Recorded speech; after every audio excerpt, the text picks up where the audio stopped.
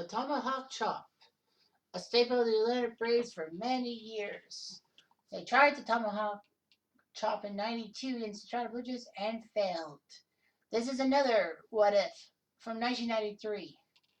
I know it's like there's an obsession with the '93 teams and all that, but bear in mind this was the best Braves team to not make the finals. And the rule of thumb is you cannot make the finals if you're a champion uh, for this what if thing. So the Atlanta Braves started out life as the Boston Braves back in 1901 when the modern Major League Baseball's thing started. And needless to say, Boston Braves fans were not there for their team. 1914 was the unforgettable comeback year. They even won the World Series that year. But other than that, they just couldn't get anything off the ground.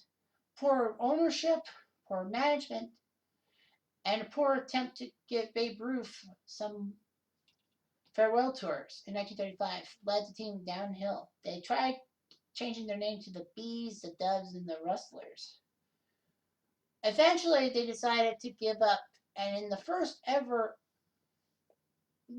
major city move, the Boston Braves sold the team to Milwaukee, and the Milwaukee Braves were born in 1953. The strange thing about the Milwaukee Braves was that the first 13 home games they played in, they easily outnumbered the fan base that was there for the Boston Braves in 1952. Milwaukee had a love affair with their team. Go Brewers, go! And and the Braves rewarded their fans with 3 solid years: 57, 58, 59. 57, they ended up winning the World Series, shocking the New York Yankees. 58, they choke a 3-1 series lead to the Yankees and lose. And in 59, they had a chance to win a best three playoff against the LA Dodgers and failed. Those Dodgers would then to win the 1959 World Series. Unfortunately, Milwaukee had ownership problems and a few other things. So in 1965, they decided to move the team to Atlanta. But of course, they waited 1 more year because of the leaks. So in 1966, Atlanta Falcon County Stadium, which was ready to host the Atlanta Falcons in the NFL, hosted the Atlanta Braves. And Atlanta did pretty well. 1969, the first year of divisional play, the Braves were set to face the awestruck New York Mets. One problem, though, the Braves ended up losing that LCS to the Mets in 3 straight. Amazing. And of course, the Miracle Mets ended up winning the World Series. Braves tried hard. Not much happened in the 70s and 80s. 1982, they actually ended up winning the division. They actually had a 13-0 start to the 1982 season. And you're thinking, wait, why is that team up there? Because I think they just went over their heads. Not to mention the fact that they messed with a artifact, and that being the mascot's teepee. You know, the Braves are kind of like the politically incorrect thing because of all the shit that people are saying about Native Americans. Please don't hate Native Americans. They were first settlers. Without them, our land would be crapola. So regardless of that thing, the Braves ended up losing that to the St. Louis Cardinals. I think that the Braves would never have been the Milwaukee Brewers. So that means the 1982's team is basically OUT. Atlanta had some problems. They tried to bring Bobby Cox in 1 year removed from his great managerial season with the '85 Blue Jays. He left for Atlanta. Atlanta picked up a few former Blue Jays, including Jim Acker and Doyle Alexander. But the Braves weren't that good. 1990, they were so pathetic they got the #1 draft pick, and they got Chipper Jones. Good for them. And 91, things clicked. They had a young pitching staff. Their offense looked good. They actually went from worst in the division to first. And the 91 Braves had to fight off a pesky Pittsburgh Pirate team. No version there. It's just 3 words for peace. And then faced Minnesota in one of the greatest World Series of all time. A 7-game classic that the Braves fans are still murmuring about, mostly because of Lonnie Smith's base running gaffe in the 8th inning of Game 7, when he mistakenly lost track of the ball and Chuck Knobloch easily faked him out with a phantom double play ball. The ball was in the outfield. If Smith had known where the ball was, he would have ran home, and who knows, the Braves would have won the World Series. But no, that's not good. Of course, Jack Morris pitched a fucking fantastic game, I must say. In '92, the Braves were just as decent. They picked up Deion Sanders. They picked up a few other bits and pieces, including Francisco Cabrera, who became a cult hero in Game 7 of the '92 LCS against the Pirates. And Sid Bream, too, even though Sid Bream is slow as molasses. But the Braves choked. They had Game 2 by the Snowballs against the Blue Jays, and we're going to be ready to take a 2-0 series lead when they let Ed Sprague hit a nice 2-run shot, and the Blue Jays won Game 2, went home, won Games 3 and 4, and then all of a sudden they looked like they were going to win the World Series. In Canada, no. Bad luck. They lose Game 5 on a Lonnie Smith grand slam. Braves force Game 6 at home. They force extra innings, but the Blue Jays thanks to Dave Winfield with his only extra base hit in World Series history. At the right time, scoring 2 runs, and the Blue Jays ended up winning the game 4-3 in the 11th inning. Beautiful. We skip over the '93 team because obviously we want to talk about the franchises. In '94, the Braves actually did okay. Unfortunately, they weren't the best team in their division. They got moved to the NL East in the 6th division format, and they were trailing the Montreal Expos by 6 games. The strike came by. The Expos didn't get a division credit for a division title, and the Braves, their wacky streak of 13 to 15 division titles in a row. If that '94 strike didn't happen, I think that it would have been blown apart. Yeah, you lose 1 or 2 division titles in there, you still have a pretty good number. I still say it's tainted. So anyway, the '95 Braves went to a World Series and won it. They actually bust out the ghost. They beat up the ghosts of the '90s for them. David Justice, who was involved in some fan problems, actually helped the fans cheer him by winning a home run and the game-winning home run.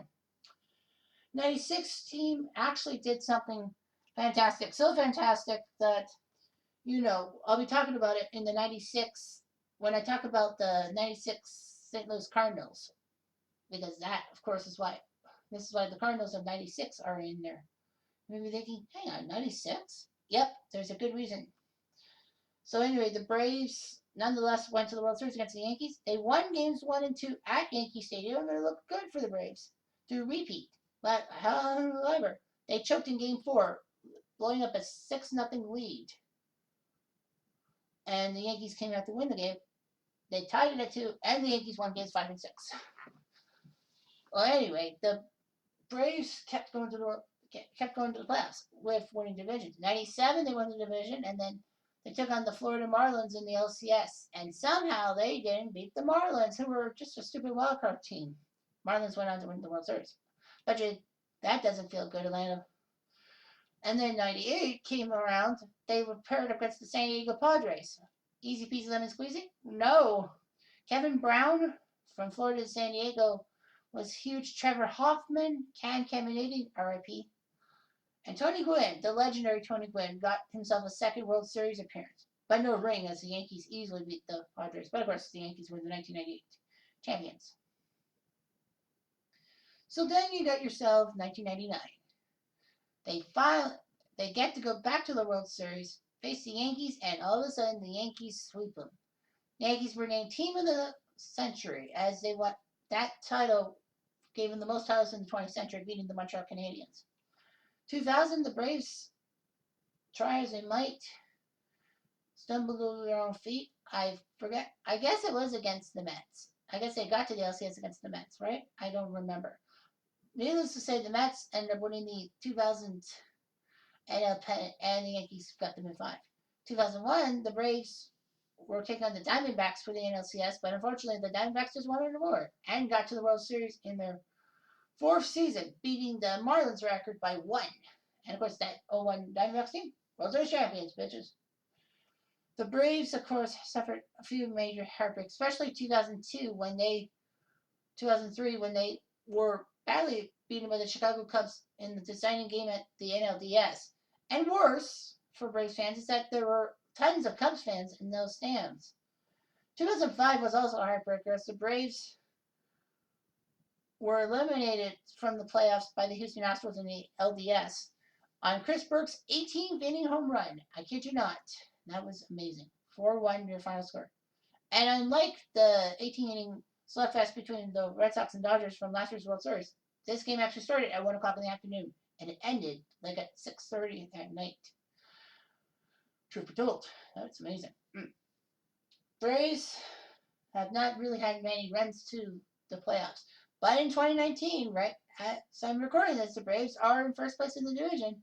They have a great young talent in Ronald Acuna Jr. They have a ex-Blue Jay as third baseman Josh Donaldson and a Canadian, not Canadian born, but he has Canadian parents, so he's ours now. It's Freddie Freeman. So anyway, the 93 Braves, getting back to the topic at hand, were fantastic. They just needed that extra piece. In the offseason, they actually did get a good pitcher piece. They got Greg Maddux, the defending Cy Young champion, from the Cubs. So it was Maddux, Avery, Smoltz, Glavine, and Maddux, Avery, Smoltz, Glavine, and I guess Pete Smith. I don't know. I think that's the 5 aces. The 5 aces were good, but they needed offense. And after sputtering to bad offense, they managed to sweet talk the way to ex-Blue Jay and ex-Padre Fred McGriff. Ironically, Fred McGriff's first game with the Braves was actually delayed because of a press box fire at Atlanta Fulton County Stadium. And then, bam, McGriff hits 2 home runs in the game and is a folk hero. The Braves were folk heroes. Ron Gant with a grand slam in the bottom 9th off Rod Dibble. Fantastic. But the funny thing about the Braves is that they didn't really have the division because the next team in the What If, the 10th team to do the What If, was actually there too. I'm not going to spoil the surprise. I'll fill you in on that. Needless to say, the Braves ended up winning 104 games and winning the NL West. And all they had to do was beat a ragtag team in the Philadelphia Phillies. What happened? They choked. Especially Game 4 when they took Madison no hits. They were down 3-0. They come back against Mitch Williams, who was very wild. And then Lenny Dexter in the 10th inning gets a big home run, and Larry Anderson gets the save. Yick. And I think Boston Red Sox fans really hate the name Larry Anderson. Oh, by the way, Larry Anderson was in the last series because, White Sox took on the Phillies. Needless to say, the Phillies won the NLCS in 6 games, but thankfully for the Braves and their fans, the Blue Jays took care of things thanks to Joe Carter and thanks to some decent pitching. So, the situation is this. The 93 Braves go to the World Series for a rematch against the Toronto Blue Jays. The only problem is the Blue Jays have also built their team basically from scratch. They've lost a lot of people. Joe Carter nearly went to Kansas City. They picked up Dave Stewart and Paul Molitor in the offseason, and surprise, they got Ricky Henderson, though, the best leadoff hitter in a long time.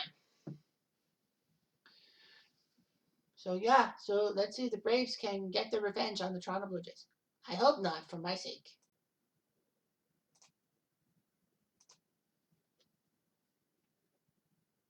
Well, it's the rematch. Braves and Blue Jays, both teams make changes to their offense. David Justice, I'm not sure if he was part of the 92 team. I know that Ron Gant wasn't because Ron Gant was just a pure rookie and all that. So, not much there. The Blue Jays, Devo, Ricky Anderson, Roberto Alomar, they had a few bits and pieces. They even reacquired Tony Fernandez from the Mets. Juan Guzman started Game 1 of the World Series in real life, so he'll start this one. Tom Glavine for Atlanta. They decided to go back to Glavine after what he did in Game 1 in 92. The gamble paid off as the Braves crushed the Blue Jays. Owns on. Well, Fred McGriff with a 2 RBI single. Just doing it against his former club that took so much care of him. And the Yankees stupidly traded him for Mike Morgan and Dave Collins. Blue Jays do get a bases loaded walk to Paul Molitor to score Pat Borders 2-1. But Otis Nixon RBI single to score Pendleton 3-1. Jeff Blauser with an RBI single to score Nixon. So that's his pure stupidity. Terry Pendleton gets a big base hit to make it 5-1. David Justice in the top of the sixth grounded out to score Otis Nixon, 6-1. Then Ron Gant hits a 2 RBI single to score Blauser and McGriff. Neon Dion hits an RBI double to score Gant. And Terry Pendleton with a double, 10-1. And then the Braves in the seventh, Blauser RBI double, 11-1. And that's how it ended, 11-1. The final, Nixon, Blauser, McGriff, Justice, Gant, Sanders, Pendleton, 7 guys with RBIs, eek. Tom Glavine pitched the whole game.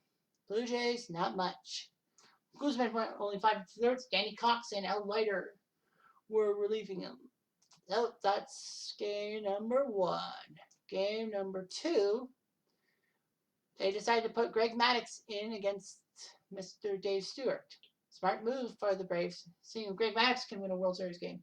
And he does. So they have the big 2-0 lead. David Justice, 2-run home run in the first. Darian Berryhill hits a home run, 3-0. John Olerud gets a ground ball for an RBI. David Justice takes the bases loaded walk to score Berryhill. Mark Lemke gets an RBI single. Score Sanders. Roberto Alomar avoids a double play, 5-2. And that's it. Yikes, the Braves. Justice 3 RBIs, Berryhill, Lemke 1, H. Maddux with the win. 93 Blue Jays, not so much. Dave Stewart only goes 5 innings. Arkhorn, Timlin, and Castillo warm them up. So we get the big switcheroo because now we go to the other side of the park. And why is Darnell Coles playing? He should not be in the outfield. It should be Ricky Henderson. And they decided to put Ricky Henderson 8th. The Blue Jays decide to make a move. Oh boy, what now? Oh, I guess the positions are wrong. Yeah, the positions are wrong. Sorry, I'm just trying to set something up. What is going on? Oh, yeah, Joe Carter. They give me false information. Very false information on this team. So it will be the Real Game 3 starter, Pat Hankin, versus John Smoltz. Save Avery will go for Game 4. And the Braves win 11-7 in extra innings. Well, Joe Carter got an RBI sac fly, 1-0. John Olerud with a double down the right field line scored Tony Fernandez, 2-0. But then, bottom of the fourth, Braves come alive. Fred McGriff, 2-run home run, and David Justice has a home run. Those two destroying the Blue Jays early on. Then Greg McMichael. He's a pitcher, for God's sake. 4-2. Are you serious? 4-2, Blue Jays look back. Top of the ninth.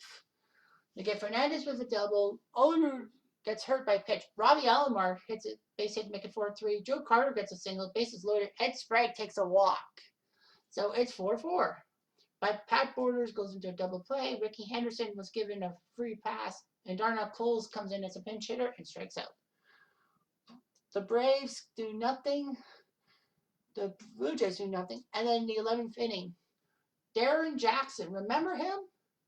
He was the guy who went to the Mets for Fernandez. But anyway, they brought him up here. He got a single to score. So David Justice tried to throw Ed Sprague, but no. 5-4. Otis Nixon then takes a bad error off of Devo White shot.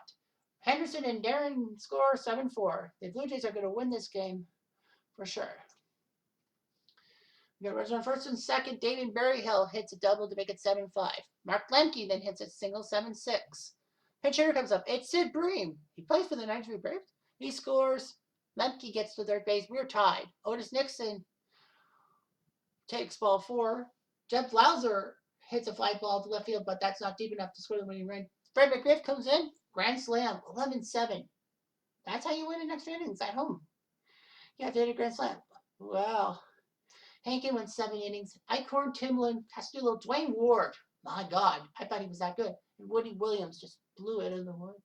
Oh, Woody Williams' ERA was 54, just like his uniform number. Fred McGriff, 2 home runs, 6 RBIs. Fucking knackers. John Smoltz, 6 2/3. Then McMichael, Mike Stanton, Jay Howell. He pitched for the 93 Braves. Steve Rosen. He pitched for the 93 Braves. And Kent Merker. I know who Kent Merker is. So, yeah. Yikes, indeed. The Braves can sweep the Blue Jays. I never thought I would see that the day. Steve Avery can end it right here, right now. And they do 7-1.